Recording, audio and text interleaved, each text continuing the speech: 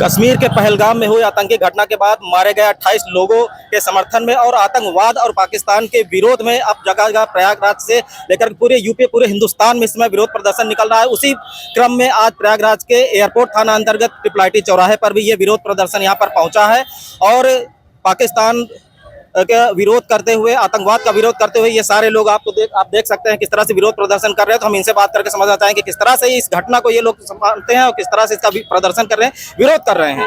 तो झालवा के घुंगरू चौराहे पर है और यहाँ पर जगत गुरु जी यहाँ पर आए हैं। विश्व हिंदू परिषद के बैनर के तले ये कार्यक्रम यहाँ पर विरोध प्रदर्शन किया गया है। तो हम बात करना चाहेंगे गुरु जी से कि इस पूरी घटना को लेकर के क्या कहना चाहते हैं, किस तरह से देखना चाहते हैं और कैसी कार्रवाई होनी चाहिए इन आतंकियों के खिलाफ।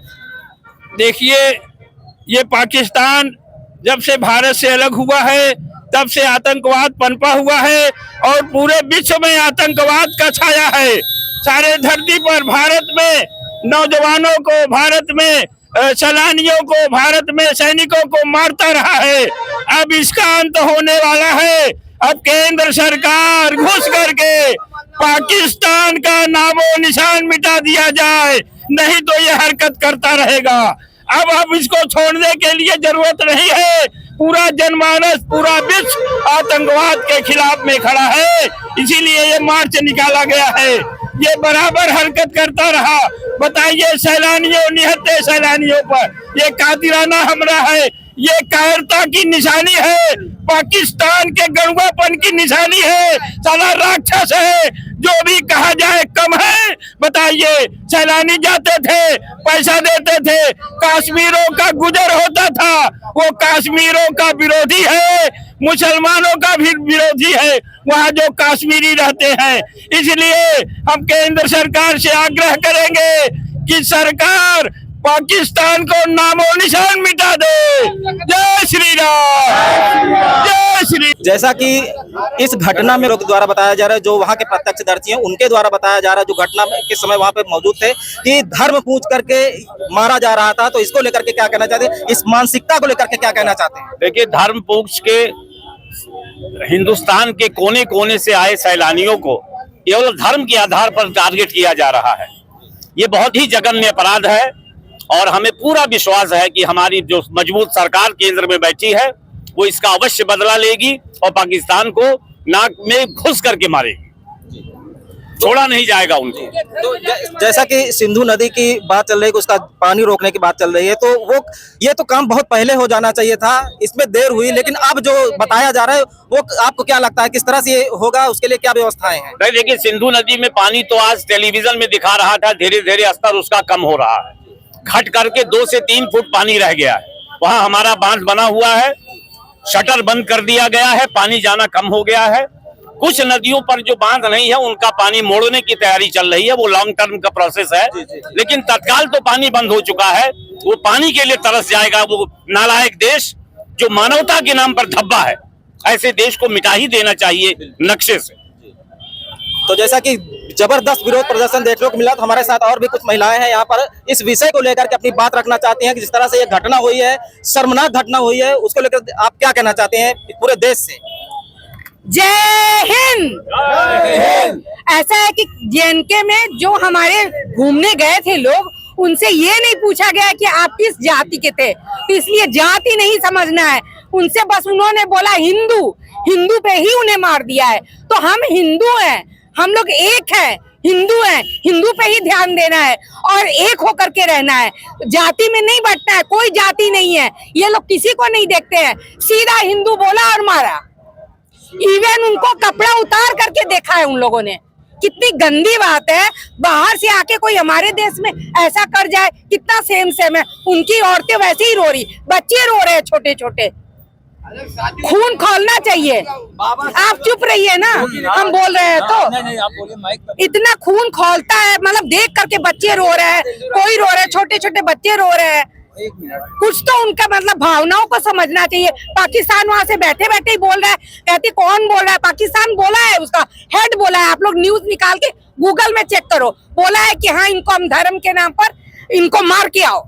उनके तो मतलब अपने तो बचा करके विदेश भेज देते हैं वो लोग, और जो नीचे नीचे बेचारे गरीब बच्चे हैं उनको बहला फुसला के उनकी जान की बलि देते हैं। कार्रवाई कैसी चाहते हैं? क्या कार्रवाई चाहते हैं उनको, हाँ उनको सुधार करना है। हमारे देश में उन बच्चों को भी सुधारना है, बताना है कि नहीं ये गलत है, गलत सिखा रही है।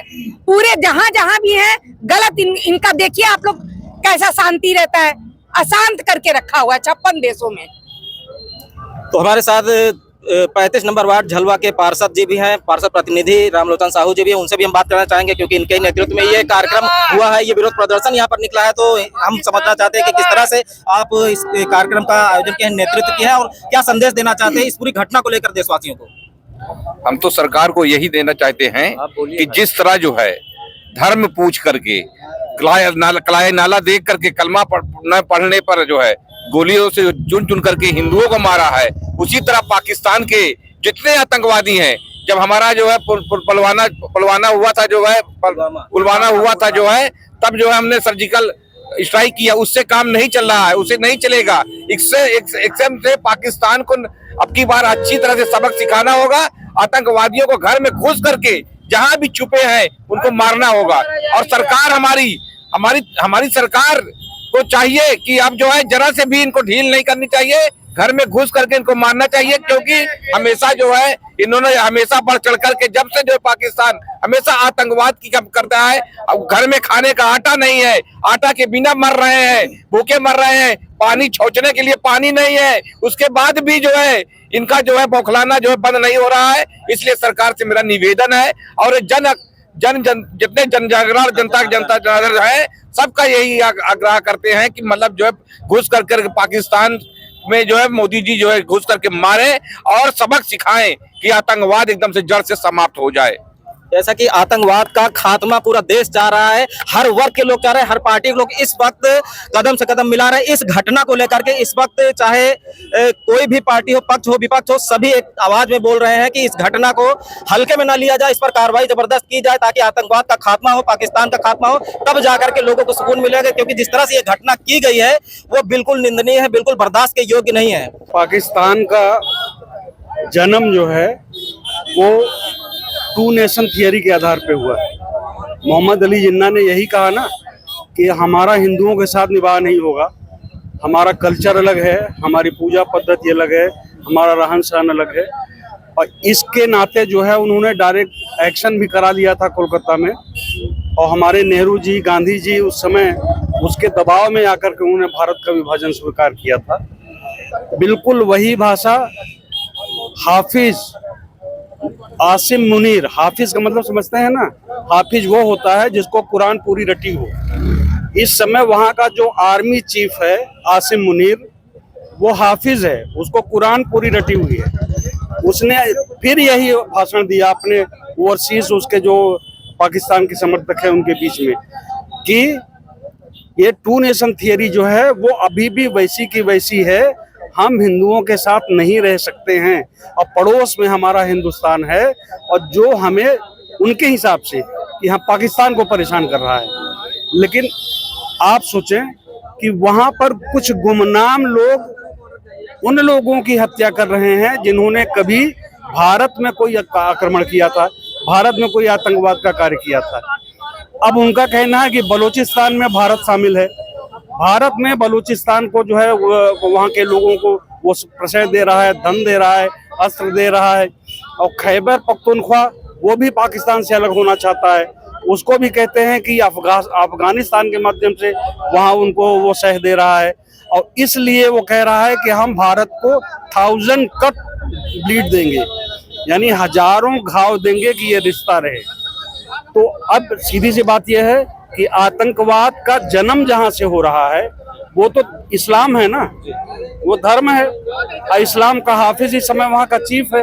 तो वो तो अच्छा, दूसरी चीज आम वहाँ की अर्थव्यवस्था चौपट हो चुकी है, आम आदमी वहाँ रोटी के लिए परेशान है। वो भी अपनी सेना को अब गाली देने लगा है कि यहाँ की बाकी जो शासन है वो किसी काम का नहीं है, ये सेना के कारण हमारी दुर्दशा हो रही है।